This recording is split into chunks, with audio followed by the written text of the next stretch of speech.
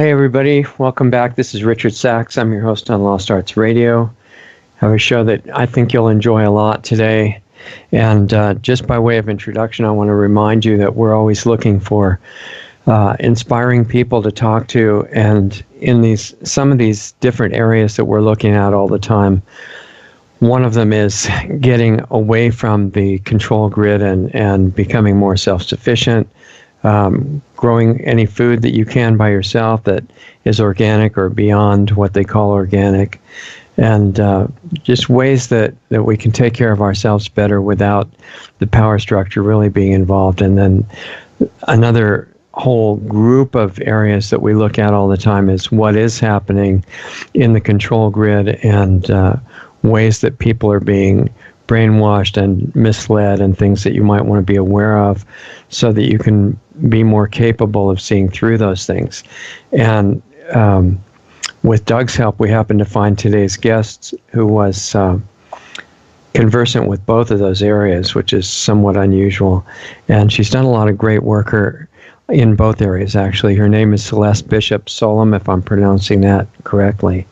Yes. And I want to talk to her about her farm in Montana, which is incredibly beautiful or organic or beyond organic, biodynamic, actually, farm up there. And there's some things that she actually manufactures herself. And then her history has to do with the work within government structures, Homeland Security, and things like that, FEMA. And we'll get into as much as time allows in both of those areas.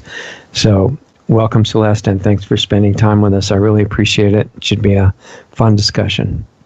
Well, thanks for inviting me. Yeah, you're welcome.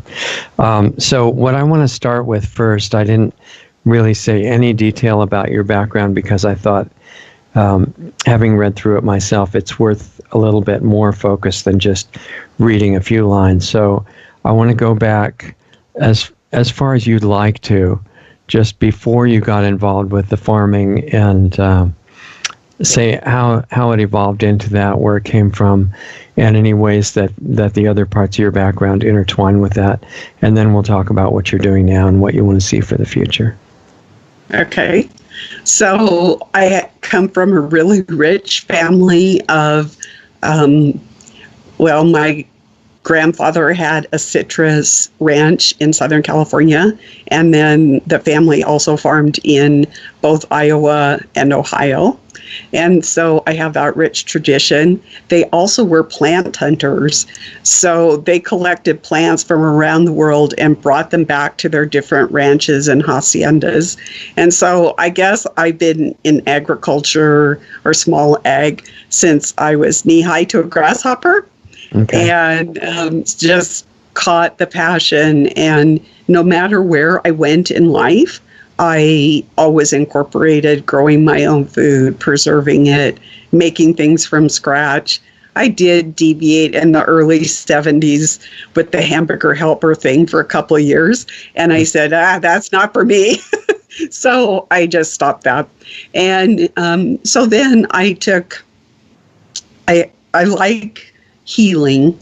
And so I went into nursing. And I started out in pediatrics and then went to dentistry. And then I went into environmental medicine, which is really a fascinating discipline. It's a field where there's a lot of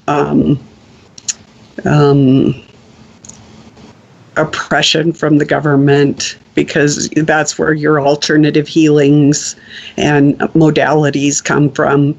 And why so don't you tell people what environmental medicine is, actually? So basically, I work for an MD that believed not only in pharmaceuticals, but his primary approach was through nutrition. Our food is our medicine. That type of thing, acupuncture, massage, just different modalities that I'm sure your listeners are familiar with. So it's an integrative and functional medicine type discipline. And now it's much more accepted than it was back in the day. Back in the day, doctors were getting shut down, lots of surveillance, raids, that type of thing. And from there, I had an opportunity. Of course, my father worked for the government, both the Navy, and he managed the public lands for California and Washington State. Mm-hmm. So depending who was in office, we would be in different states. And so I did have an interest in government, and I had an opportunity, and I got involved with FEMA, and I was trained extensively. In FEMA, you have to wear, back in the day, you wore many different hats. Now it's more specialized. Like you might go into cybersecurity or just various different things. But back then, I mean, we all just brainstormed, and this person had this idea or this person had that idea, and we worked together as a close team. Now it's more compartmentalized after 9/11.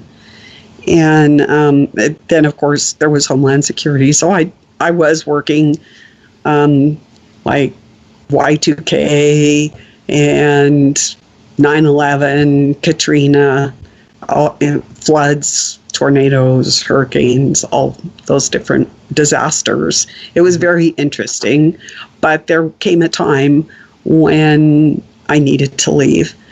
So then I came to Montana and started my organic farm in the Rocky Mountains. Neat. And that was a big change from Southern California. I noticed that you had said that, I guess it was your grandfather that had the citrus grove and other things in Southern California, right? Was that near Los Angeles somewhere? Actually, it's 5 miles from Disneyland, and there is actually a housing development that has, the street names are my family's names. Like right. My grandfather and my mother, wow. My aunt. Yeah, because back when he was doing the citrus, that was actually a health destination. And people sent patients to Los Angeles who had breathing problems and stuff like that because it was such a great environment in general with the orange groves and all. Yes, I'm very familiar. Very tranquil settings, rolling hills of peppers ripening in the sun. Right. And just, it was a wonderful environment back then. Yeah, between ocean and mountains. Yes. So were you considering different places, like Montana was one of them, or how did you decide on Montana? This was a quick decision. Basically, I left Washington State with 2 suitcases and my car in 48 hours and came to Montana. Wow. And I became a Montana woman. Did you just start looking for places to live and different farms and things? Actually, I didn't know where I was going. I had been given this ultimatum that morally and ethically I could not participate in. And so I basically was one of those people that had to disappear. Yeah. And so I did not know where I was going, but I came to Bozeman. I got as far as Bozeman, and I had been on a talk show many times, Steve Quayle, and I was going through Bozeman about 8 o'clock at night, and I gave him a call and said, I've left. And so we got together, and that's how I ended up here in Montana. Wow. So how many years ago was that? 11 years now. Okay. And it was not in the winter, right? It was actually in March, so that's kind of winter here in the Rockies. Yeah, still pretty cold. Yes. And did you find your current farm, or you lived some other places first? Lived some other places. I ended up getting married, and we lived in the Yak. We went up to Idaho, and then we got an off-grid place on the top of a mountain. And the power was hydroelectric, and we started the farm actually there. And then it was during the great 2008 boom or bust, basically, right. and we lost it because the person that we bought it from demanded like a 3-year contract, and so we paid a third down, and then the next year everything went belly up and he would not work with us, so we lost that farm. And then we came to the Swan Valley, which is in between Missoula and Kalispell, if you're familiar with Montana. Okay. So I've got the Mission Mountains to the west and the Bob Marshall Wilderness to the east, and I'm in the valley with 300 grizzly bears, black bears, cougars, deer, elk. I have 100 head of elk out my picture windows. It's really wonderful living here. What elevation are you at? 4,000 feet. Okay. Yeah, so that's pretty high that far north. Really beautiful, but a little cold in the winter, right? Yes, last year it was minus 50. Yeah. So that's Siberian temperatures. And the year before it was minus 30 for 3 months. Okay, so how did you make a farm in that kind of environment? Well, that's the beauty of it. So I raised chickens and I raised kinder goats, which are a cross between a dairy goat and a meat goat. Very versatile. Very personable. They're almost like a golden retriever dog. They'll go on a walk with you. They're just wonderful goats. Wow. Pleasant dispositions. And then for years, for a lot of years, because my family background was plant hunting, I wanted to experiment with plants from around the world and different time periods. So every year I experiment with 5 to 10 varieties of plants. So you might wonder, okay, what do you grow in the Rockies? Because the common idea here in the Rockies is you can't grow anything. And so I grow 50 different kinds of tomatoes. Wow. I grow 100 different kinds of peppers, and that includes chili peppers, different types of paprika. I make my own Tabasco sauce. I love peppers, so I grow a lot of peppers. I have a citrus orchard. 6 months it's indoors in my windowsill, and 6 months it's outdoors. Pineapples, bananas. I love the tropical plants. Yeah. I grow spices. I grow my own spices. I like to, whatever I eat, I like to grow. And when my husband was alive, before he was killed, we probably grew or foraged 95% of the food that we ate. Now it's bumped down. Since I'm a widow, it's bumped down to 90%. Right. And you said that your husband was killed. What were the circumstances of that? So that was 2 years ago, and he was on his way to work at the mill, and there was a car accident, and nobody really knows why. Right. He just went off the road, the car rolled, he was ejected, and he was killed. So, wow. Yeah, pretty severe experience for you and having to adjust to that. So I would imagine it helps to be in the middle of all the other creatures on the farm. Right. Yes, it really helped me through my grieving period to have responsibilities. Like I needed to take care of the goats and the chickens and my plants and the routine. I thought, I'll never cook again. Right. David died, but I couldn't stand the thought of commercial food, so I'm cooking every day. Yeah, good. And you mentioned something about the goats. You said they're kinder goats, which is a variety of goat, I guess. And you said they're a hybrid. Is the milk still really good on that variety? It's equivalent to a Jersey cow, very sweet. It does not have a bitter taste. Because it has 9% butter fat, you can do lots of things with it. Like I can make my own cheese. I can make my own sour cream. I can make my own goat milk soaps. I mean, there's nothing that I can't make that's dairy related. So it's like a Jersey cow, except the fat doesn't separate, right? It stays naturally homogenized like goat milk does usually. Is that right? Yes, but there's this secret to it. what you do is you put it into a lasagna pan, the milk, however much, Yeah. and you put it in a cool spot for 2 days, and the milk or the butter fat rises, and you just skim it off, and then you use that for whipping cream or whatever you want to do. Wow. And 3 days, you said, right? 2 days, 48 hours. Okay. Yeah, in a cool location. Yeah. So listen, if you guys are paying attention out there in the audience, Celeste just said something incredibly valuable, just regular tone of voice and everything, but pay attention, because a lot of people don't think that there's any way to separate the fat out of goat milk, and that it has to stay all mixed together.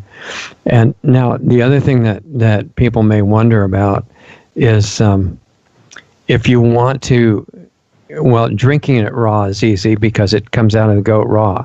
But if you want to make raw yogurt or cheese, do you have ways to do that without heating it up to sterilizing temperature?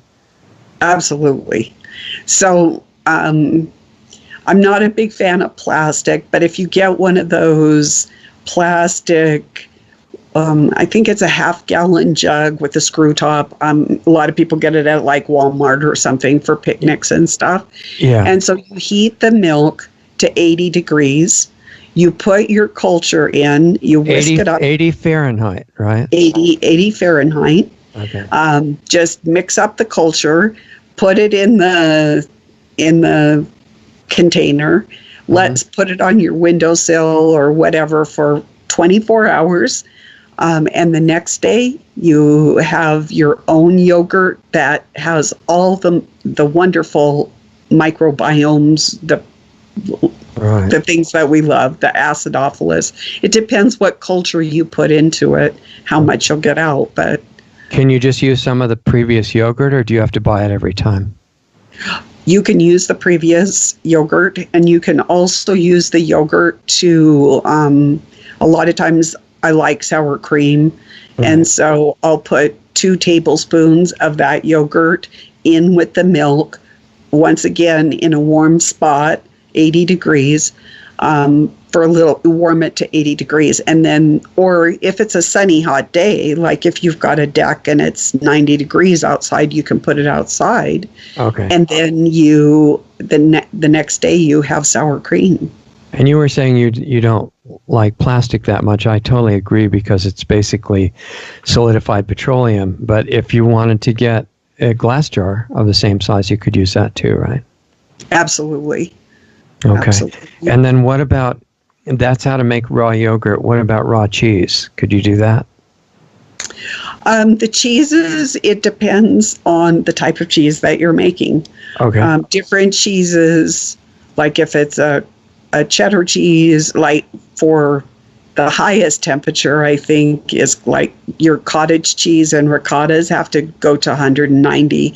And there's just no way around it, because you heat it up and then you put something acidic in there. That can be lemon juice, it can be vinegar, whatever. And that takes the curd and makes the little tiny curds or medium curds that you want for your ricotta or your cottage cheese. So are there any kinds of cheese that can be raw? Absolutely, especially your Chevre cheeses, and those are one of my favorite. Okay. And when I did live in a state that you could do raw cheese, that was really popular. So you make your Chevre, and then you can add things like lavender and honey. You can make a Mexican. The sky's the limit. You can do an Italian with your Italian seasonings. So basically the soft cheeses are the ones most susceptible to be made raw, right? Is that accurate? Yeah, there's like Jack cheese doesn't need, and mozzarella doesn't have to be that high of a temperature. Okay. But some of the others do. And you're making the cheese out of the fat that you separate in the lasagna pan, right? No, you would actually just use, you don't have to separate at all. The only time you really need to separate is for like your whipping cream. That's the only time so you can use the whole milk. Absolutely. That's great. So your cost isn't that bad because like the Chevre, the soft goat cheeses, those are the ones they'll see you this little tiny cube for like, I don't know, $12 or something. And it doesn't weigh anything. But you do a lot better if you can make your own, and the quality's better too. Absolutely. And especially if you're getting your herbs and spices to flavor it. I mean, if you want to flavor it, out in your garden. Yeah. It just is one. And another question that comes up all the time with people that are vegetarians or don't want to kill the animals for whatever reason they have. And they're wondering if you can really have goats or cows for milk and not kill them, because the theory is that you have to keep breeding them to keep getting milk, and you'd have a population explosion if you didn't either kill them yourselves or have somebody else kill them after you sell them. Is there a way around that? Or absolutely. How do you get through that if you don't want to kill the animals? Okay, so what we did on our farm is we didn't really kill animals at all. Okay. What we would do is when we bred, so the kinder goat, their lactation lasts for 3 years, which is a long time. That's critical. Yeah, that changes the whole equation. Now, not all goat breeds do a 3-year lactation, but the kinders do. So you're not having to breed them that often. And when you do, they are a very popular breed, so you can sell the kids, and then you have the milk to do what you want. Okay.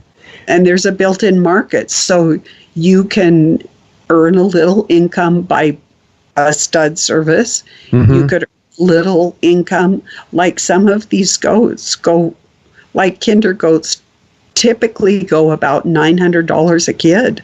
So you can make a little bit of money. And then plus any products that you make, like goat milk soap. And if you live in a state that you can sell dairy, raw dairy, then you sell that too. And, a lot of the killing of the animals is primarily to the males because they figure they only need one male for a bunch of breeding. So if you don't want to do that, if you end up keeping more males, what's their temperament like? It depends if you keep them intact or not. Okay. And that's also a way of controlling your population, because contrary to popular belief, an animal can start breeding at 3 months. So you do have to either separate the females from the males or do some type like of castration. Right. And people really like wethers because wethers are castrated males. They're very gentle personality. Okay. They still have some of the bulk and the muscle, but not as much as an intact male. Right. And the organic manure would be good for the soil, I would think, right? Absolutely. Absolutely. And it depends where you live, how fast that will degrade. Here in Montana, it takes about 3 years before I can actually convert that manure into the garden so that it's not too hot. I'll tell you this funny experience. So we were doing these raised beds and we wanted a little bit more manure than we had on hand. So we have a garden club in our area. So we went up to this organic dairy in Kalispell. And I kept saying, I asked 10 times, it's not fresh, is it? It's not fresh. Oh, no, it's not fresh. It's all ready for the garden. So we get it and we look at it and we go, there's no way. So we just put it like we got a U-Haul type thing and brought it home, just put it in a pile for 3 years. Well, other people in the garden club put that manure on their garden. Of course, it fried all their plants because it was too hot for their plants. And they dug it into the soil, I guess, right? Yeah, they did. But still, it was too high of a nitrogen content for them. Right. Well, I have noticed that if you use it as a mulch, it's less severe. I mean, you can do a lot more that way because it's just breaking down gradually where the interface is between the manure and the soil. Mm-hmm. little bit safer if it's hot. But that's neat. It sounds like a very desirable kind of goat. And, those people that have been looking for a way to get goat milk and raise the goats or the cows without killing them, I'm one of those people. And I know that in the past, thousands of years ago, when they had this great reverence for animals, India and other places like that, they weren't killing them, and they did not have a population explosion of animals at that time. So there may have been other breeds like of cows that were more like the kinder goats that could last, go a number of years between breeding and still have milk. I don't know, but I talked to Hindu temples and places like that all over the world, and nobody knew. So it's almost completely lost knowledge. So that's why, what you just said, I think is really important for that particular. Yeah, it's really sad that people are getting away from their agrarian roots, because you can learn so much about people, about life. When you're interacting with animals, you have a very dynamic, it's the way we were created, right, to interact, and with plants too. And when we just do the commercial grocery store fast food thing, we really lose an awful lot. Yeah. And the citrus, I'm assuming those are small dwarf trees, right? That'll fit in a normal size pot. They are dwarf trees. You can do as big a pot as you want. I would say the minimum for a really good fruit-bearing tree would be 5 gallons. And with my 5-gallon lemon tree, I get 100 lemons a season. Wow. And then I've got my own mandarin oranges, my own limes, key limes, because I love key lime pie. Right. So what size do you get those lemon trees, for example? Are you getting little tiny ones, planting them in a 5-gallon pot, or what do you do? So this is a pretty interesting story that, I learned too, is that you want a 3-year-old tree, because then you're cutting down. It takes between 3 and 5 years for you to start getting fruit. Now, let's say that you're enjoying an orange and you get some seeds out of that orange and you put them in the dirt and you say, I'm going to grow my own orange tree.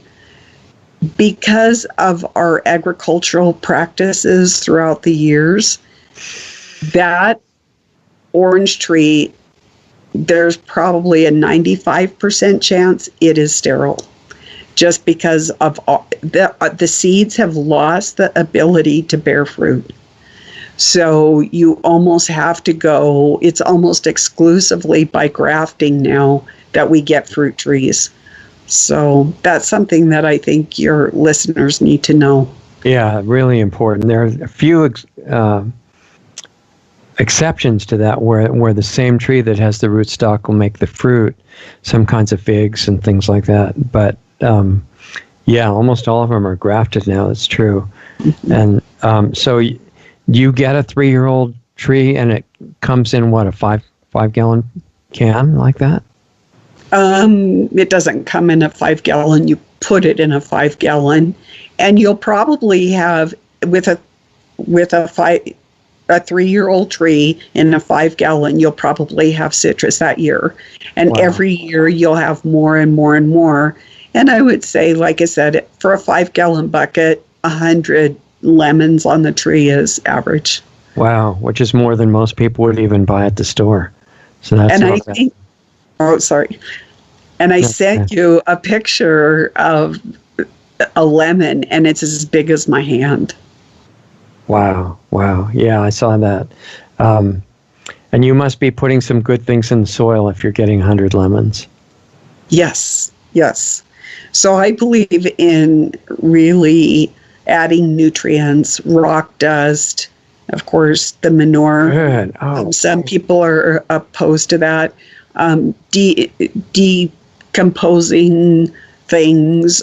Earthworms are really great. Yeah. And you can those online, especially the red worms. People don't know that, you could just add a couple red worms to your pots Right. of plants, and that's going to just supercharge your soil. Yeah. I've never heard of anybody being against rock dust, but most people have never heard of it. And what I've seen is it's incredibly important. It's like bringing it back to immediate post-ice age fertility conditions, because the glaciers were grinding up the rocks and making the rock dust, and that was fertilizing the soil for minerals. So where are you getting that, the rock dust that you use? I use azomite rock dust. There's a lot of different brands. And if you're going to do rock dust, it's good to have it diverse. Right. Also, right, exactly. So you want several different kinds, because one might be high in certain minerals and another one might be high in other minerals.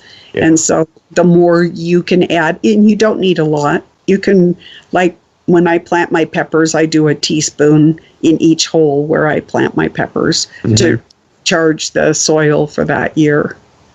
Right. There's apparently even a magnetic quality to it that is part of the effect, besides all the minerals. It's pretty neat.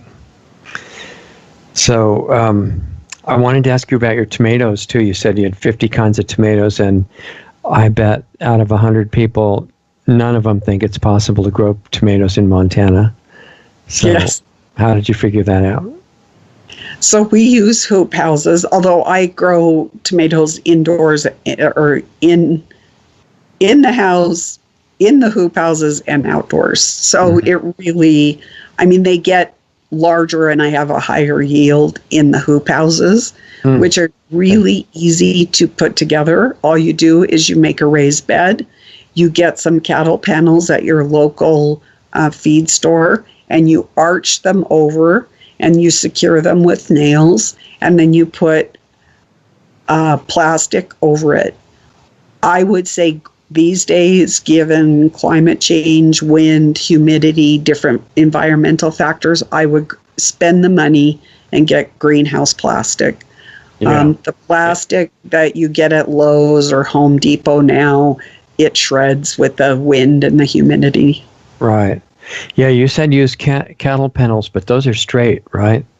So you bow them up so they look like a U. I thought cattle panels are like really heavy and rigid. No, they're not. They're flexible. Oh, okay. I didn't know that. So you're talking about a lighter kind than I was used to, actually. No, it's actually the regular cattle panels. Okay. And the ones that you got bent, you said. I bend them. You First you make your raised bed boxes, however wide you want and however tall you want. You have to think both width and height. Right. And then you put one side and you put the cattle panel there, and then you bow it over like a rainbow. It looks like a rainbow into your box, and then you affix it with your screws or your nails, however you want to affix it, and then you put the plastic over the top. Okay. And basically they can grow in there all year, right? Not so much in the Rockies, but other places, yes. Okay. It would make a really nice, inexpensive greenhouse. You could do this in a project in a half a day. Well, a half a day to a day. Once you get the hang of it, you could do it in a half a day. Probably the first time it's going to take you a day. And then after that, you could just, like about November is when I have to stop. I do heat the greenhouses at the beginning of the season, at the end. But, when you're talking minus 30, minus 50, it's hard enough to just keep the house warm, much less the greenhouses. Yeah. Yeah. Speaking of that, the other day when I was talking to you and you said the power to the chickens went off in the middle of the day and it was 0. I mean, wouldn't you have to fix that like within the first 5 minutes or you'd have frozen chickens? What happens with that? Actually, no. They actually did. I had to go to town to get some electric cord, and then I had to lay it because I'm by myself. So, I don't have people helping me. So Right. I was out there and I did as much as I could. And finally it was getting dusk and I couldn't do any more. I was sore and tired. And so the next morning I whipped it up and the chickens were fine. Absolutely fine. They're acclimated. Yeah. Yeah. But to live in a place like that, you need a heated indoor environment for the chickens, for the goats, for anything like that, right? Actually, the goats, what happens is you have, when they eat, they kind of are messy eaters, like a little child might be. And so they spread some hay and alfalfa on the ground. And that combined with their excrement, it heats up. It makes it like a warm bed for them.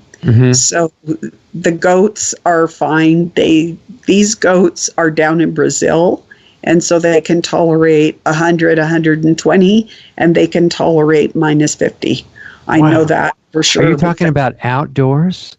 They're outdoors in the winter? Well, they're in a barn, but it's not heated barn. Okay. And as far as the chickens, they don't really need heat so much. The part that I lost the power to were my little exotic chickens that are small and don't have a lot of weight to them. Right. I like to have the light down there because that increases the egg production. And I like the eggs. In the winter months here, it's dark a lot. So if you have a light, that makes it gives you more eggs. Okay, neat. Yeah, that sounds like they're tougher than I imagined, which is absolutely acclimated. And with the plant, besides the citrus, with plants like tomatoes, when do you start the seeds inside? I assume you do that inside in the house. Yes, in 10 days I start planting my tomatoes and my peppers. Wow. Yeah. So you're getting a yield of tomatoes almost like somebody in California or something like that, right? So a few years ago, I was getting 1,000 pounds of tomatoes a year. So that was more than enough for our use. Plus, I sold at farmers markets. Okay. Pretty neat. And then the varieties that you're raising, the 50 varieties of tomatoes, are those mostly heirloom where the seeds are going to germinate and grow and you can save them every year? Absolutely. Okay. And I have all colors. I believe in eating the rainbow. Yeah. So I have all colors from your blacks, your reds, your yellows, your orange, bright, vibrant orange, tie-dye, even tie-dye tomatoes. So those are some of my favorites and some of my customers' favorites. Wow. So do you still sell those? Sell the seeds or anything? The seeds, not so much. But the tomatoes? I used to do more seed saving than I have since David's died because there's just a time limit. Yeah, exactly. Wow. One of the things I noticed with growing some of those heirloom varieties is that even on really great soil and a good environment with, everything else around them doing great, some of them would grow half or 2/3 of the summer and then just die. Have you ever seen that? Do you have any idea what happens with that? Like, describe the dying process. Just gradually turn brown. Well, just brown, no yellow. Maybe yellow first and then brown. So losing the chlorophyll, Yeah, there's a couple things that come to mind. One, that since 1970, the Earth is getting 1/3 less or 30% less sunlight. Sunlight, yeah, exactly. Than we were. So everything's suffering. The animals are suffering. The plants are suffering. We're suffering from that, which is why many people have to take like vitamin D supplements and that type of thing. Right. But also there's blight. And given the new atmospheric conditions, it's very conducive to blight. And there's early blight and later blight. Blight is kind of like a fungus. It may not look like a fungus. Powdery mildew is very obvious. But tomatoes are not all varieties are susceptible to blight, but many are. You have a better chance with your heirlooms not having the blight. But it kind of has to do with the moisture level in the atmosphere and the heat. If it's moist and heat, that of course attracts like fungus diseases. Right. And that will manifest as it turns yellow and then it slowly turns brown. And there's also, with the new climate that we have these days, like we got 107 last summer, which I never even seen 107 here. No, 77 maybe, but not 107. Yeah, so the plants basically went into shock. And I've noticed this the last 4 years. The plants go into shock. And once that really, those high temperatures hit, then they stop producing. If they're growing in those high temperatures consistently, like from the time they're seedlings to the end, then they're fine. They're acclimated to it. Right. But if it's 70 degrees and then it shoots up to 107, that could put your plants into shock. Yeah. Some of the people with the fungus type situations are putting sulfur on the plants. I don't know if that's good or not, but it is good. Especially with tomatoes and peppers. It also helps. It's a natural pesticide, that you don't need that. Another thing is diatomaceous earth. You can put it like in a powder shaker and shake it over your plants. I had a flea beetle infestation like 3 years ago, and that's what I use since I am organic and I don't use chemicals. I use diatomaceous earth. And sulfur. Yeah. Some people have made sprays out of things like peppers and garlic and stuff like that. I'm not sure how effective those are, but I know people do that, but I've never found it effective. And I didn't find, I made my own Castile soap, and they say I'll put peppermint in there and all the different oils, and with the soap to make it for soft bodied insects, it clogs up their system. And I never found it to be very effective. Right. But the diatomaceous earth is sharp, right? And it cuts up insects if you're having some situation like that. Yeah, I definitely noticed improvement. Did they go away? No. The best thing for that type of outbreak is to rotate your crops. If you rotate your crops, that prevents a lot of infestations that people typically get. Yeah, interesting. When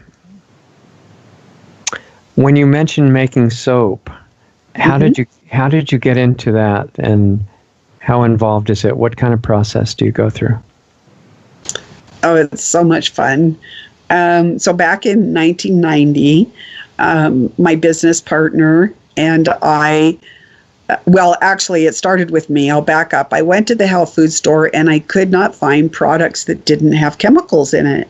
And I'm talking even natural products. And I was very frustrated because, of course, at that point I was in environmental medicine and I was aware of the toxicity and chemical load that people were putting into their bodies. Well, they try to put them in such small print that nobody notices, right? Yeah, in the paragraphs of ingredients. Well, and they think erroneously that if they get something at the health food store that it doesn't have chemicals, and that's not true. Right. You have to read the label, and even then you need to understand there's loopholes. So even if it's not on the label, you can bet your bottom dollar, unless you're doing it yourself, you're probably getting some chemicals. Yeah. So my business partner and I took a class, And we decided that year that we would spend the whole year making products. And we did all different kinds of products, not just soap. We did powders, we did aftershave, we did hair gel, we did lip balm, creams, lotions. Wow. And at the end of the year, it was like right after Thanksgiving, we were packaging it up. And our friends said, well, when are you going to start to sell it? And we hadn't even thought about it. And so that year, we sold $900. And that started our business, Shepherd's Heart. Wow. And then we just continued all these years. And my business partner just died last month. And so that's kind of sad, but I'm going to continue on. The process of soap is you get your ingredients, and I use the goat milk. Of course, I do have soaps for my vegan friends that is just oils and water. Okay. But so people are scared. My soap has lye in it. I do it like your great-great-grandmother did.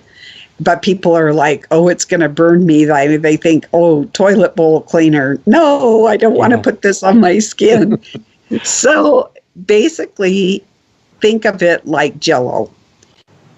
When you make Jell-O, you have your Jell-O crystals, you have water, and it makes a whole new substance. And that's Jell-O. That's not the crystals, it's not the water, it's this new substance. And that's the way it is with real soap. You take fats, and you take lye, and you take water or goat milk, and together through a process called saponification, you get soap. And it basically, at first, it looks like a batter for a cake, like if you were going to make a cake. And then I pour it into these molds. You cover it up with blankets to keep it warm for 24 hours. And I flip them out of the soap out of the molds, and I cut it into bars. And then I let it harden. And it depends on the recipe, the length of time. It could harden, the average is 2 months. But I have some shampoo bars that it takes 4 months to harden. And the advantage to having a hard, dense soap is it will last longer for you. So it's cost effective. And people wonder, well, does it have suds without that sodium laurate? And yes, it has silky, wonderful suds that's all natural. And the process of the actual mixing the ingredients only takes about 4 hours, unless you're doing transparent soap. If you're doing transparent soap or a liquid soap, that process is about 12 hours. Okay. And you also got really involved in herbs, right? In addition to the vegetable and fruit plants and things like that. So. Yeah, Shepherd's Heart Farm grows like 70 different herbs and spices. Wow. So, and do you sell some of those? Or absolutely, yes. Okay. So I'd really like to hear about some of them and what they're good for and what you want to say about them. If you want to talk about a few, that would be neat. Okay. A lot of people are interested in herbs but don't know much specifically about them. So I love herbs because I love flavor in my cooking. That's where to start if you're just getting into herbs. And there you can branch out into your medicinal herbs. And I do a lot with tinctures. I do a lot with drying of the herbs. Of course, I make my own wines, every different kind. I think I've got 15 or 20 different kinds up in my wine cellar. Every affliction that man can have, there's herbs and spices that can address those issues. Like, for instance, I have a blue vervain, and it has these tiny kind of blue-pink flowers, and that's good for neuropathy for people with diabetes. one, I was at my daughter's house and she was making a salad and she cut her finger pretty bad and she put her finger under the water. And she's one of these people that rolls her eyes at me, you know, when I talk my natural healing, but it wasn't stopping the bleeding. So I said, cayenne, and she scowls at me, and then she goes to the cupboard and she gets her cayenne pepper out. And I said, she goes, will it hurt? And I said, no, it's not going to hurt, and it'll stop the bleeding right away. And so she did, and she goes, wow, that worked. And so it was a revelation for her. And one other, I think this is just one of the best stories that I have, is a neighbor called me and she was caring for her 95-year-old mom. And she said, my mom just had a stroke. And her mom was in the last stages of life, you know. And I said, do you have any cinnamon? And she said, no, I don't have any cinnamon. She wasn't a cook. And I lived a half a mile from her. So I tear over there with some cinnamon. I had a cinnamon in a capsule. And when I got there, she was conscious, but, you know, slumped over. She couldn't move. Okay. So I opened the capsule and I put it under her tongue, the cinnamon. And of course, she made a face because it's kind of dry. Yeah. And then Linda and I carried her mom into her bed and made her comfortable as we could. And I waited about an hour, and finally I had some things that I had to get done. So I said, well, Linda, I got to take off, and if you need anything, just holler. An hour later, I get this call from Linda. She's all excited. She goes, you'll never guess what. And I said, what? She goes, my mom's up cleaning her purse. And basically, the cinnamon, if you do that, if somebody just has had a stroke, it will take care of the stroke. So it's something in your kitchen cabinet right now that if you had stroke symptoms, you could take some cinnamon, or as a preventative, if you're an older person, and avoid strokes. Right. This kind of thing is really good for people to know, and as you're aware, with the medical industry as dominant and monopolistic as it is now, most of this is totally unknown. And even if you do know it, you're not allowed to write it down on things that you're selling, because that would be unscientific and illegal, right? So if I know that I didn't ask you about this before, but if you have any others that you want to go through that you think would help people that are just in your mind that you want to share, I think that would be great, because it's just something that's almost lost knowledge at this point. Then if they want to get into more detail, they can do classes with you or other things that you might offer on your site. Well, maybe we could talk sometime and I could collect my thoughts on simple things that with herbs and spices, and that don't take too much other than just having the herbs and spices. Exactly. And the nice thing about them is, unlike synthetic toxic chemicals, which I think they call medicine now, other than that, they don't have downside. They don't have damaging, what they call side effects. No, the whole side effect word is just really misleading. It's so that side makes you think that, well, it's not important, but actually it's some of the major effects of what's being taken as medicine. And I don't think that exists in herbs if you're using the right ones. Well, times are changing now, and this is something your listeners should be aware of. So I started doing some research on essential oils, and I went to the National Institute of Health. And they are doing research on essential oils. They understand the power of essential oils, which basically a plant, that's the medicinal part of the plant, is the oil, right, the volatile oil in the plant. And they are finding with climate change, and by climate change, I'm not advocating global warming or cooling or whatever. It's just we are having some extreme temperatures is basically what I'm saying.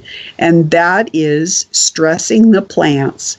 And what that does to the plants is it concentrates their essential oils, making the oils stronger.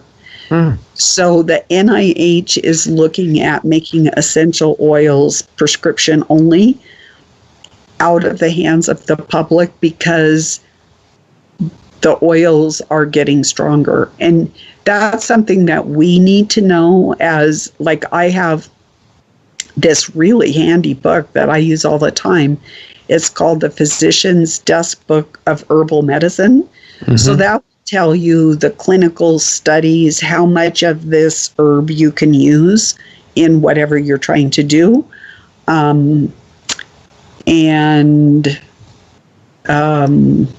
any contraindications. Let's say you've got kidney disease and this herb might, or it thins the blood, and maybe you shouldn't have something that thins the blood.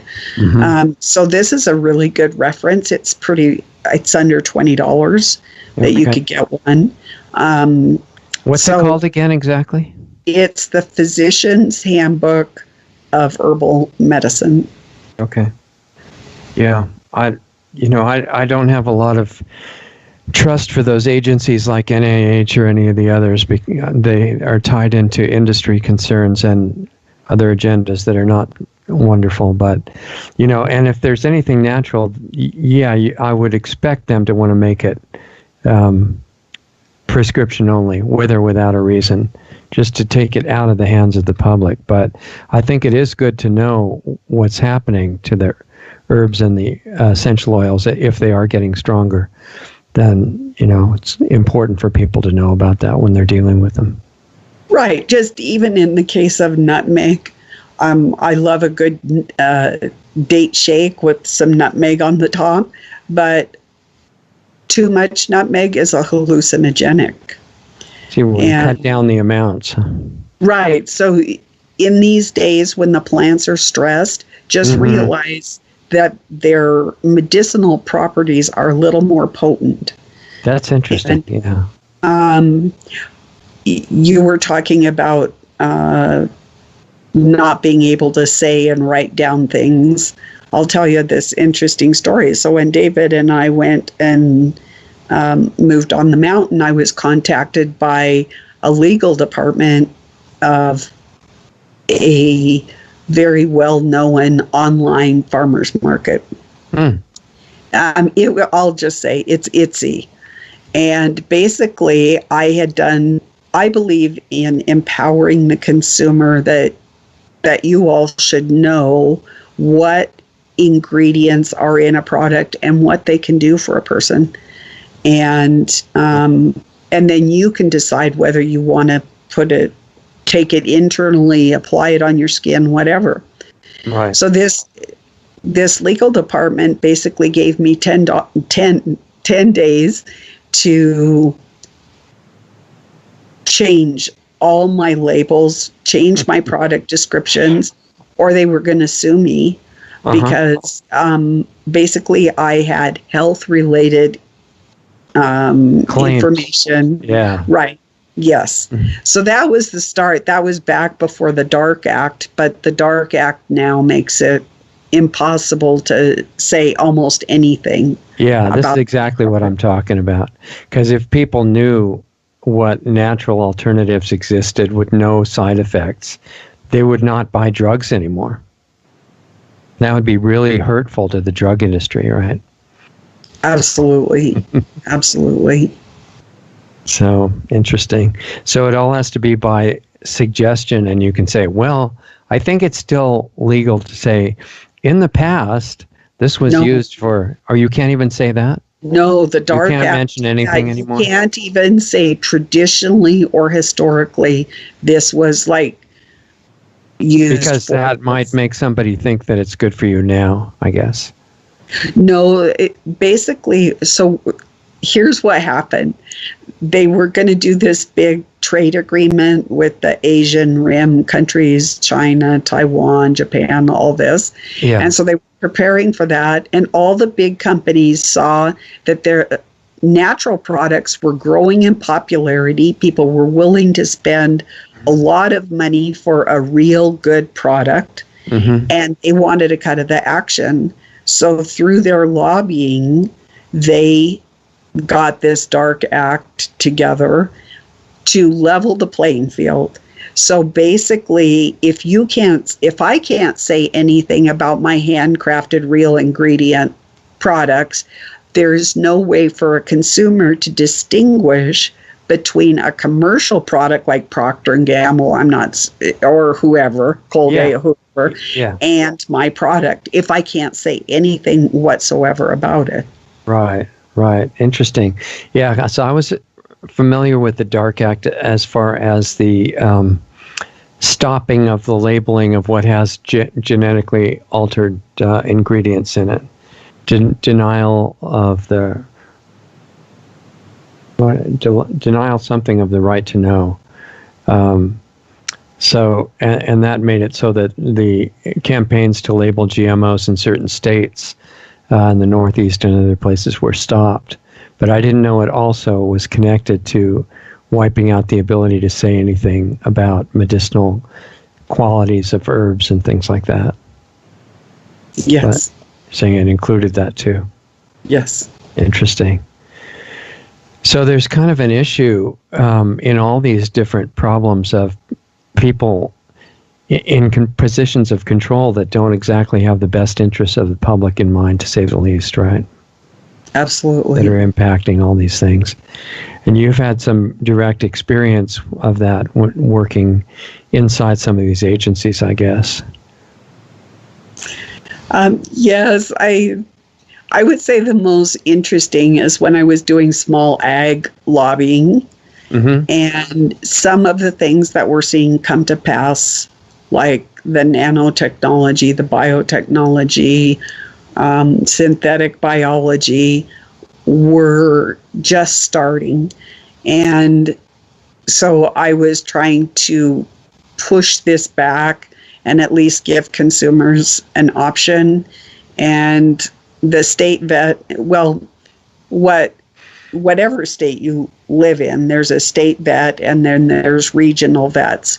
And they go back to Plum Island and they play around with all these terrible pathogens from around the world.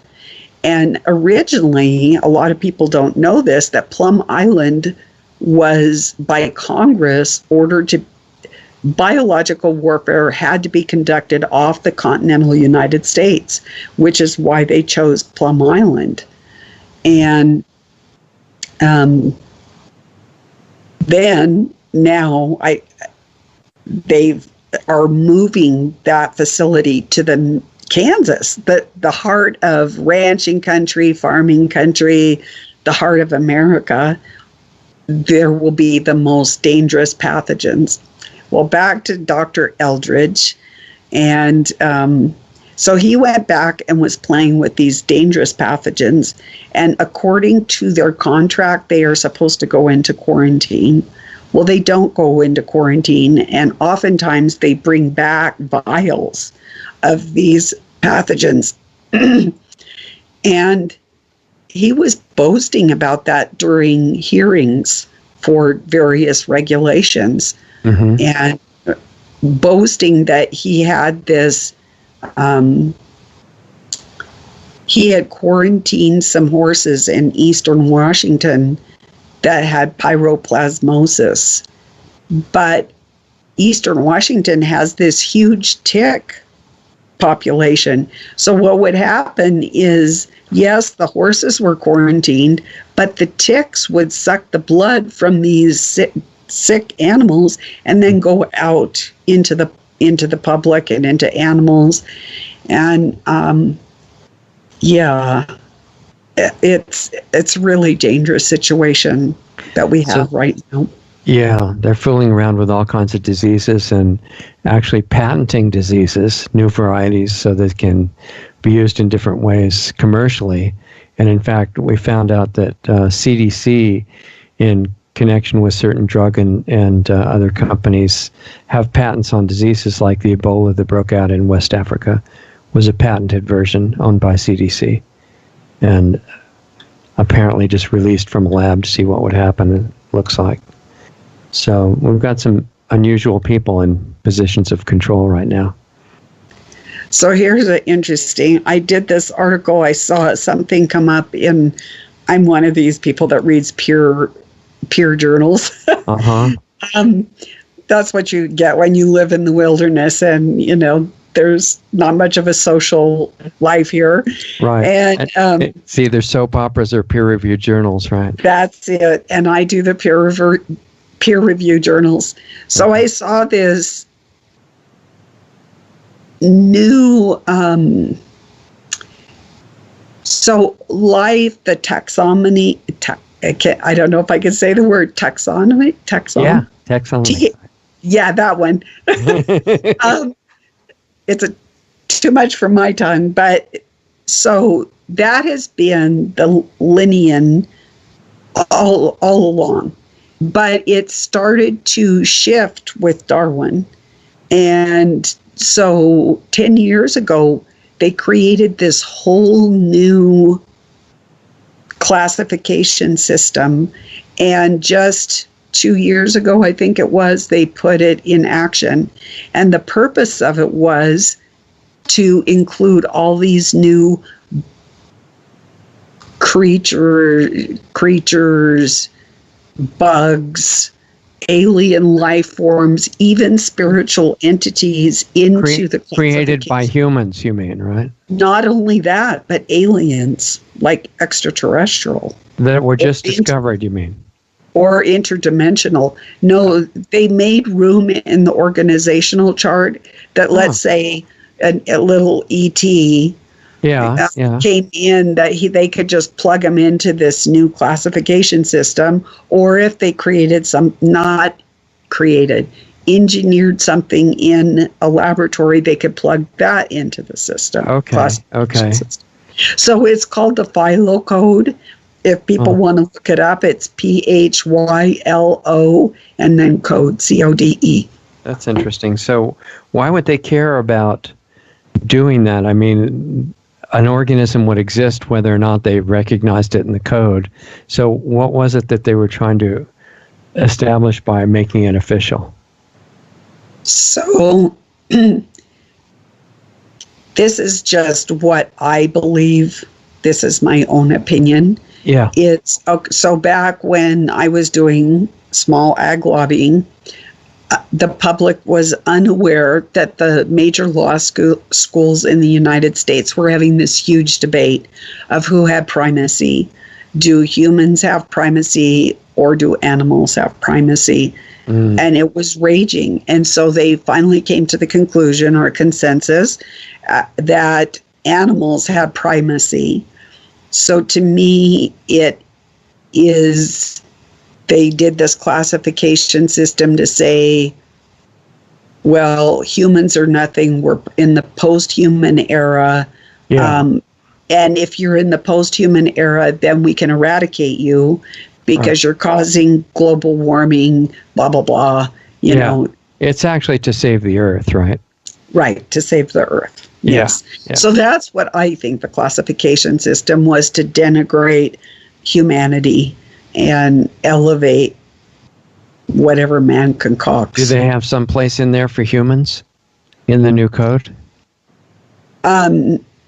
Well, back in 2005, there's something called the Terrestrial Animal Health Code, and that was created by the UN, and they define humans as animals. And I did once see one of the documents that has now been lost in my hacked website, that the managers of the animals, the global plantation, were ready to dispose of the animals because they didn't feel that they had a need for them anymore. Well, so wait, I thought animals had primacy. So how can you just exterminate them? It's depending who you are. You know, like the elite don't consider themselves as as animals or they're super beings, right? Yeah, super beings, whatever, Interesting. So what's a small ag lobbying? You said a couple times you were doing that. What is that, trying to get opportunities for small farmers to exist, or what's it about? So many of us got together to oppose the National Animal Identification System. Right. And that eventually turned into traceability, which is now mandatory. And there's 3 parts to that program. One of it is, the first thing is to register all property under,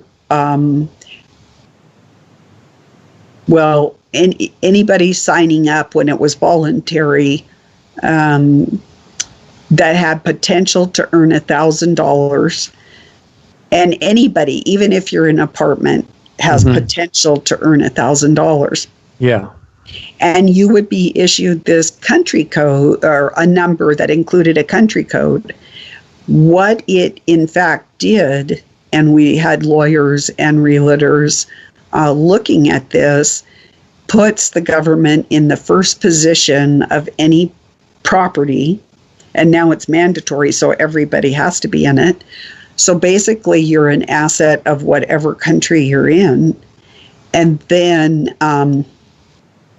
if that country should go bankrupt, let's say, then your property could be confiscated to pay the debt. The second part was to electronically identify all life forms. And that doesn't matter, it's a tree, an animal, a human. That was the second part of it. They are doing that very effectively through nanotechnology. There may be some other chips and devices, electronic devices down the road. That also has a country code in it. So when you agree to it, now with nano, we don't have a choice. But people are being approached for various RFID implantations right now. Yeah. And those people do have a choice, and that transfers ownership of your body. And actually, there was a case in Washington with that to the government, and it could be forfeited. You would forfeit your sovereignty of your body and your being to the government. And the third part of the program, National Animal Identification System, was 24/7 surveillance. So basically, I was involved with individuals from every state in the United States. I worked with Catherine Albrecht, who was against chipping anyone.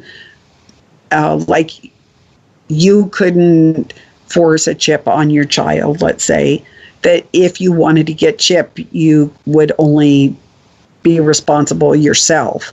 Right. And like my mother's in the last stages of Alzheimer's right now, I could not chip her. It would have to be her own free will that happened. So that's primarily what I did. But when you're in Congress or your legislature, you find out about all these other bills. So you're scrambling because there were some very unconstitutional things that were going on, some very evil things. And so we attended hearings and laid foundation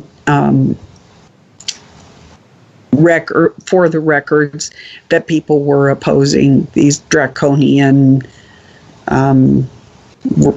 mostly regulations, but there was some legislation also.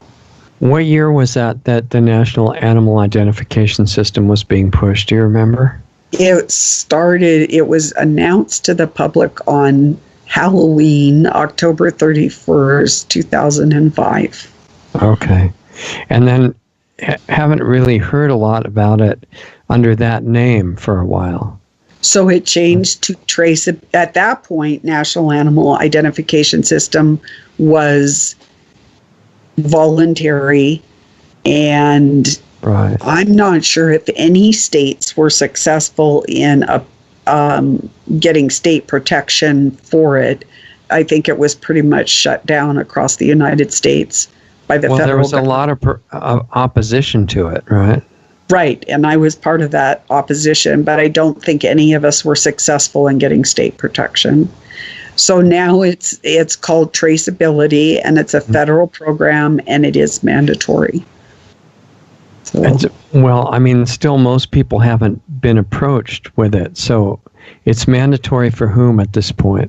everybody. So basically, there's this big, these days, you don't have to consent. They just do what they want to do. Okay, so that would be the nanotech part, right? That gets into you without your being aware of it. Well, not only nanotech, but through your dog breeder, goats, horse association, your feedlot store because of the Bioterrorism Act of 2002. Right. There's a lot of people selling your information, and it's each one of us has a dossier on us, and whatever we buy, whatever we do, our internet activity, it all goes into that dossier. And when it's needed, so we're part of that system. Right, but I'm talking about the part where they mark your body somehow. Right. Is that part of it, or will that be part of it? It is part of it. I believe that it's a two-part, that they've already invaded our body. We have so many nanoparticles, smart dust in our body right now. Yeah. I believe that 5G, we're going to see some activation on that. Mm-hmm. But it is my belief that for those that say, yes, I will be part of this system, you will have a mark. Right, of one or more kinds, I guess.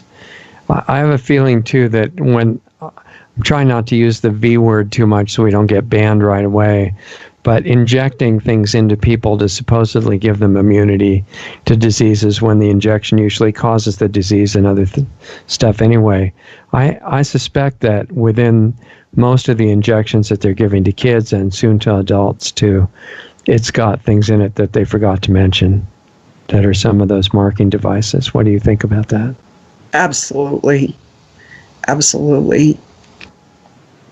Yeah. So it sounds to me like the morphing of National Animal Identification Service, NAIS, into traceability and kind of going lower profile in general. It's part of several things, Agenda 21 and Internet of Things, which was supposed to mark, identify, and surveil and inventory every item on the planet, no matter what it was, animals, plants, whatever. Does it seem like it's changing into that to you? Does that seem accurate? Absolutely. Especially last spring, they launched precision medicine. And in the future, I mean, like it's now, it's begun. It was kicked off last spring, and that's all genetic based. So to get treatment in the future, you're going to have to submit your DNA. Right. That's your life code. I mean, yeah. You are handing over your most intimate and private secrets to a database where anybody, it's open source, anyone can use it. A scientist, just think of some evil person getting your most intimate secrets. Think of the power that wields. And it's not only people, it's they want, they're doing this with plants, they're doing it with animals. Yeah. The idea that, we think we see the whole GMO picture now, but it's if everything is patented and manufactured, then that's total control too, right? Including the control of extermination. Well, one of the interesting things about patents, and I'm sure your listeners know this, is that if it was part of the original creation, it can't be patented. That is why there's this huge push to modify, augment, whatever, everything. Because when you do that, it's changed. And when you've changed it, then you can patent it and you can charge big bucks. Yeah. Like I saw one quote for a 10-day biotechnology antibiotic, $100,000. Yeah. You know? Yeah, on special today only for 100,000. Yeah, and that all these things are so tied together. I often think that the people who are really into, looking at conspiracies for everything don't even imagine how organized it actually is. And as the geoengineering, for example, is integral with all of this stuff because it makes it difficult to grow anything that's not genetically engineered. And eventually only the special aluminum resistant plants and things like that will outcompete the other ones. At least that's the plan. And plus, who knows what's in the dust. We've had people on the show that have analyzed the residue from spraying, and not just the toxic metals, the aluminum, barium, strontium, and things that are typically known among geoengineering type people, but also cross-domain bacteria and bioweapons of different kinds. All of those are in the spray mix, as well as who knows what nanotechnology. So we've got kind of a serious situation on the planet at this point, seems like. And I understand why a lot of people think they don't want to know about it, because it can be a little bit overwhelming. But I still think there are positive countermeasures that, by all means, we're not supposed to know about, that people will be working to disseminate. But we can take hope because we can each take action. Like even if you grow one herb right. in your windowsill, or if, like my sister lives in Reno, Nevada, and she has an apartment. She has 3 chickens in her apartment, and they have little, like she calls them the chicken condos, and so you can take action, and you can grow some of the things yourself, and that empowers you that you're not part of the matrix or the board. It ties you back into nature, right? Yes. She's got the real chickens, not the synthetic ones. Yes. Yes. And I would imagine that she has to be somewhat discreet about who she introduces the chickens to, right? If she's in a apartment or condo or something like that. Well, with the biosecurity the way that it is, we all have to be careful. I can tell you this one story. So when I was working where I was working, we hired a new counterterrorism guy because, of course, it was around 9/11 sometime. Yeah. And he was a former Bobby from the UK, and he came over. He wanted to go hiking. He didn't, he had just come over, so he didn't have many friends, and he wanted to go on a hike. So I lived in the wilderness, so we were going to go on this hike. And of course, I have to show off my goats, Yeah. So they went into the goat barn and everything. And it was like a week later, I'm like going, oh no, they just had that Bigfoot Maltese over there. And I knew he hadn't had any contact with the rural area, but you have to think about those things these days. And I mean, it was just one of those moments like, oh, I can't be doing that. And so my business partner and I had closed herds, which means we don't let every Tom, Dick, and Harry over onto our farms to keep them safe, so we don't have to use the V word. Yeah. Well, how do you deal with that when a vet comes over? Do you have vets come to your place ever or not? I do my own vetting. Okay. I mean, there's been some rare, like 4 years ago now. Yeah. Time place when you're having fun. Right. I had this little doe that she it was her due date, and she wasn't, and things didn't look right. And I sent a picture of her rear end to my business partner, and she goes, that doesn't look right. So I took her to the vet down in Missoula, and he said, well, I think she's got 2 kids in her. And I said, yeah, and it was time. So he did a C-section, and I heard 2 kids. No, he said 3 kids, and I said, yeah. And so anyway, 2 kids, I only heard 2 cries, and then we brought her home. The next day, because the mother and the kids didn't have time to bond because of the surgery, I go down to feed bottles, baby bottles. And I see this 7-pound dead kid in the middle of the thing. And I'm like, where did this kid come from? Wow. Because there was nobody else that was due. And so I took the kid out. Then at 4 o'clock, I went down again, but she looked sick. I mean, I called the vet in a panic. I said, she's dying, and I don't even know why. And because I do all my own vetting, it was just like, this is just too weird. Right. And so then I go down at 4, and there was a 7-pound, another kid. And so it was so I called the vet and I said, well, how is this possible? You do a C-section and I have 2 kids, 14 pounds of kids. That you kind of didn't notice, right?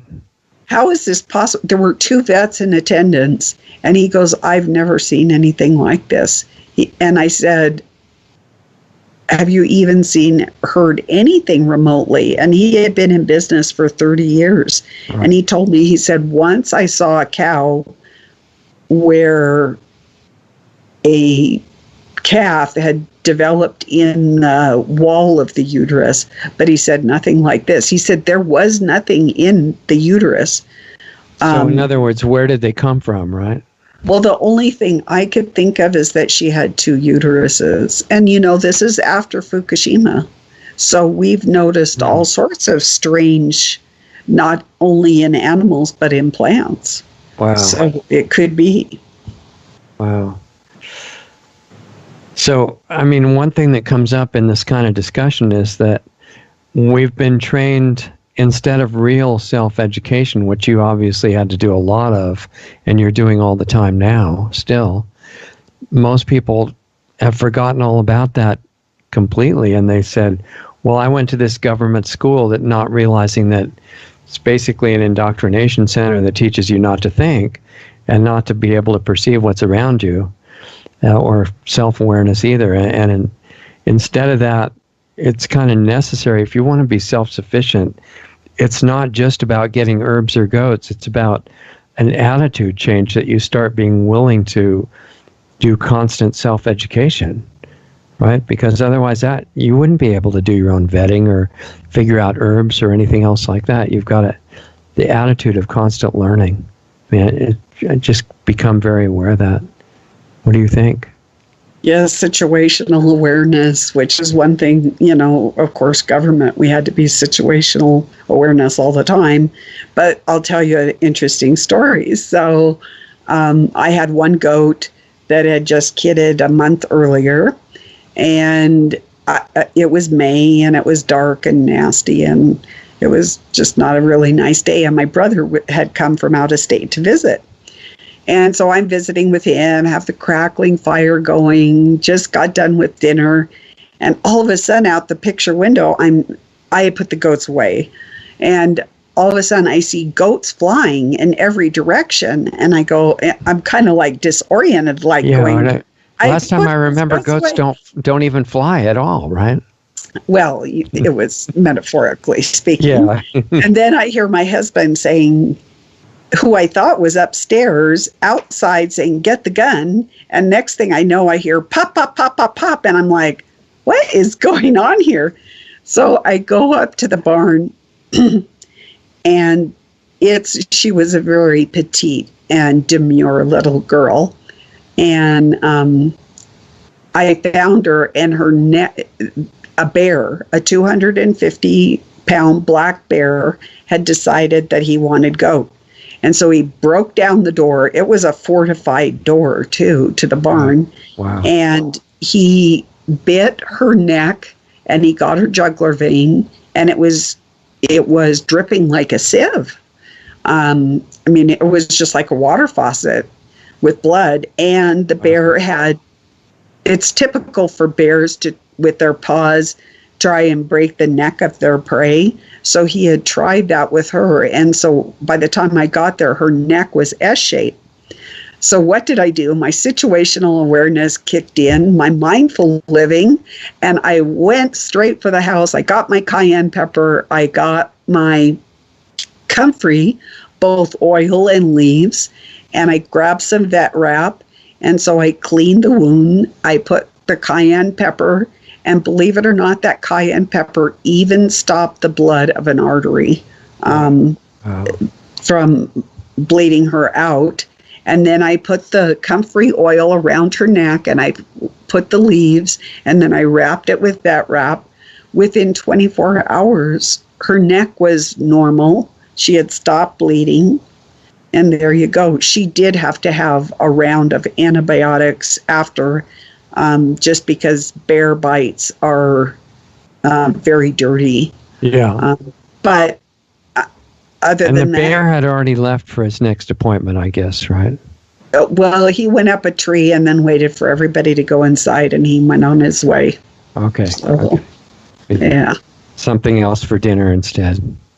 Yeah. Mm-hmm. Yeah. Although there was one of the goats we never did find. Wow. We don't know if he was scared to death, the adrenaline rush, if he just went into the woods and perished or what. We just don't know. Right. We never did hear. But it's an illustration of how valuable the herbal knowledge is. And how did you learn all this stuff about herbs? Did you just read a lot and experiment or take classes, or what did you do? So there was the environmental medicine, which we did herbs and spices and food as functional medicine. And then also a fellow shepherdess and we decided that we would take that handbook, physician's handbook of herbs and spices, and we took an herb a week or a spice, and we just started going through it together and studying it and learning about it. And then a lot of those I incorporated into my garden or my windowsill. And you were saying that the oil, when you're talking about essential oils, you said the oil was the therapeutic part of the plant.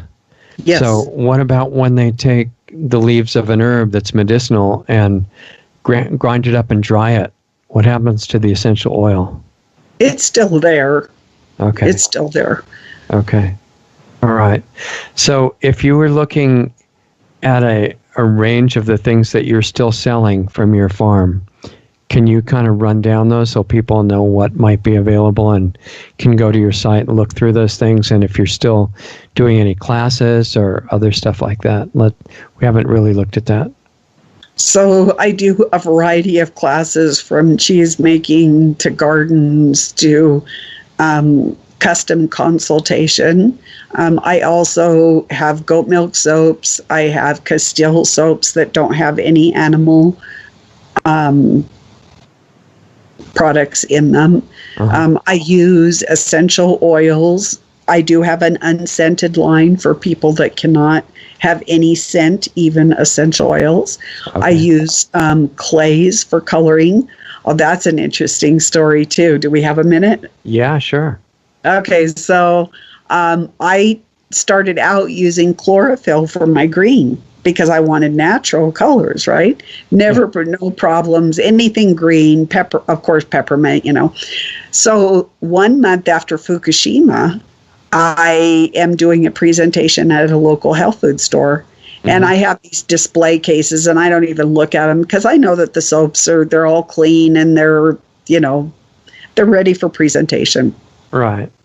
So there's the manager of the department, and she picks up peppermint, and it's pumpkin orange. And I go, what?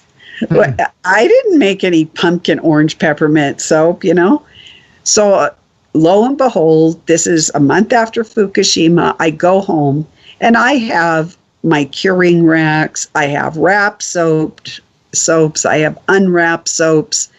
And every single one of them had turned pumpkin orange. Wow.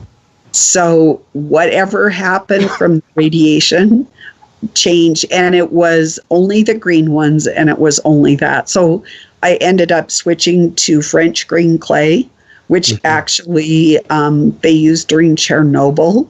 French green clay, they would put it in brownies to absorb radiation and eliminate it through the body. So now I use clays for coloring and not chlorophyll, which is, I guess, not as stable as it used to be. And I use then florals and herbs and spices from my garden. I do creams. I don't do so many lip balms anymore. Bath oils, that type of thing. And I also have a line of products that helps with so we are beings of frequency. And so we're getting bombarded by all these bad frequencies, whether it's our wireless, our cell phone. So I'm carrying products that basically put a bubble around us or our home, and it makes the biophotons coherent and straight and not damaging to our health. So I carry those products too. So can you give an example of what those are like? I mean, if people they're not able to picture what that would be. I do have like a pendant that a person could wear, and that gives you a personal protection. If you have some afflictions in your body that are environmentally caused bad frequency, I'm trying to be careful what I say. Yeah, that's fine. Then it straightens that out, and it's gentle. It's not like, let's say you have a headache and you take like some terrible pain medicine and it works in 5 minutes. This is gentle. It works with the frequency. It works with your body. It straightens it out to the way you should be. And then there's a tower that's more for your house. Or if you have, let's say, some really chronic conditions, you could sleep with it under your pillow. You could have it in your room. It does come with a vest so that you can wear it if, let's say, you're going to go visit Los Angeles or New York and you want to be protected to a higher degree. It also can structure water. And I'm sure you've seen the work of Dr. Emoto and the power of thought and frequency on water. And so it also is faster. So if you've got these chronic diseases, it will tackle those a little bit quicker than the pendant would. And then there's the array, which will, let's say you have a farm or your garden. I mean, the produce grows, the larger, it's healthier, it has more vibrant colors, you're getting more nutrition, because it is as if you roll back the time to a time before all these dangerous frequencies that we're getting now. And that doesn't need power connection, right? There's no power connection, no. Okay. How much area do you think that would affect? So they're putting in arrays now, like in vineyards and large farm operations. They just actually did some experiments in Australia that were actually quite successful at protecting people and land against the geoengineering. Wow, that would be neat. Yeah. It's really promising technology. I should look at those too. I like to experiment with things like that so we can tell people. Neat. Okay, so what site do people go to learn about all that stuff and see what you're writing and classes and products and things like that? Okay, shepherdsheart.life is my website. No apostrophes or anything, no commas or dots or anything, just Shepherd's Heart, all one word. Shepherd's Heart, and then .life is my website. All right. And then if you do the /news is I do about an article every other day. I do at least 5 articles a week, basically. Okay. And covering a wide variety of topics. Yeah, you're doing a lot of writing if it's one a day like that. Pretty neat. Okay, well, if you feel like it in the future, we could do another show on more specific herbal stuff. If you would like to. That sounds great. People would love that, yeah, and I'd be really interested. So, okay, well, that's a lot to absorb, and people are invited to replay it and get more of the detail that you might have missed the first time, and see where we can go from here. And it's just really nice to know that about the positive things that are happening, because you don't see them on the nightly news, but they're all out there. There's a lot of incredible stuff going on. So hold on, Celeste, and we'll say goodbye in the break here in just a second. Thank you. Okay.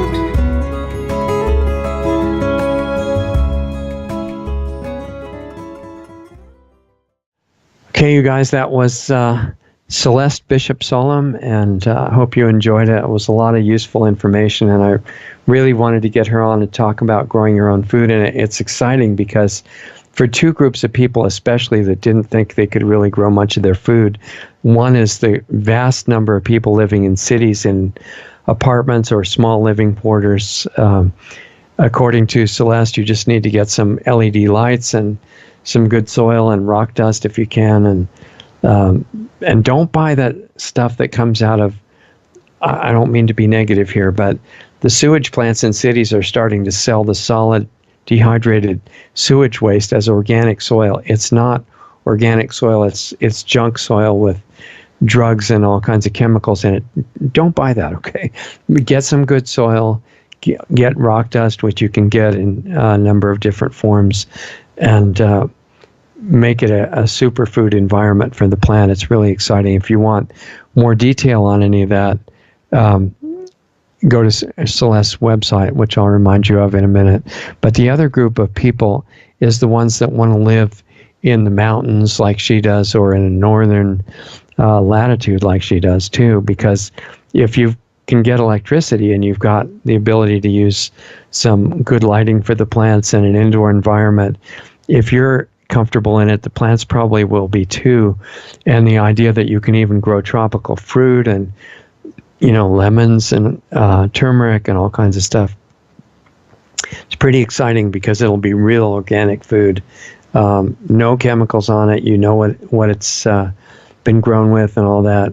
And this opens up possibilities for people living pretty much anywhere, any size house, and it really improves the environment. So I thought it was super inspiring, and Celeste also answered one of the goat questions I had, is that if you wanted to drink raw milk and you don't want to kill your goats and you don't want a population explosion, how do you solve that riddle? And she gave one piece of it that's really important that I had heard once or twice before, but I needed more specifics. And that's with this kind of goat that she has called kinder goats, Kinder, I think, that can go on giving milk for 3 years after they're bred, after they have a baby.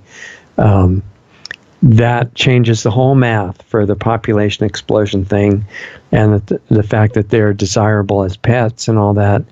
This really opens up new horizons for being able to create raw organic milk without any kind of abuse of the animals at all, which I think is exciting, and I'll be looking into that further. Anyway, if you like this kind of show that is about self-sufficiency and growing food and that sort of thing, let us know, because we can do a lot more of it. Personally, I think it's important, and hopefully it's relevant to all of us. And then if you want to combine that with more detail of self-healing and consciousness enhancement, things that will take whatever you're doing to a much deeper level, check out planetaryhealingclub.com. If you're one of the people that's meant to be there, you will know. And I'll be seeing you there live every week, in person and real time, interactive private platform. Kind of exciting what we're doing there, that is on much deeper levels, and it will have to do with the future of the world. So if you're interested in that, join us. And in any case, stay in touch with our website, lostartsradio.com, and the Facebook group for Lost Arts Radio. And if and when we get kicked off the major platforms, you can still find us at brighteon.com. That's BRIGHTEON.com. And we heard from Mike, who started that site, that we need people to be watching the videos on brighteon.com. Still watch on YouTube, of course, if you want to, but the views on Brighteon that they get apparently make it easier for them to balance the economics of keeping that site going. So www.brighteon.com. Watch our videos there whenever you can, and we'll look forward to seeing you next time at either the Planetary Healing Club meeting on Saturday, planetaryhealingclub.com to get in. But every Sunday, not just Celeste, but all kinds of other guests will be on the show, and you can make suggestions of who you'd like to come on. Celeste herself made a suggestion a few days ago to me on a lady that is incredible with beekeeping, and I watched some of her videos, and we're going to try to get her on, and watch for that. It'll be in the near future if she's able. And anybody else that you want to recommend that you think would be great, just send an email to richard@lostartsradio.com, and I will appreciate that very much. So thanks for spending the time with us this week, and hope to see you next time. I hope you have a great week, and see you at the next show.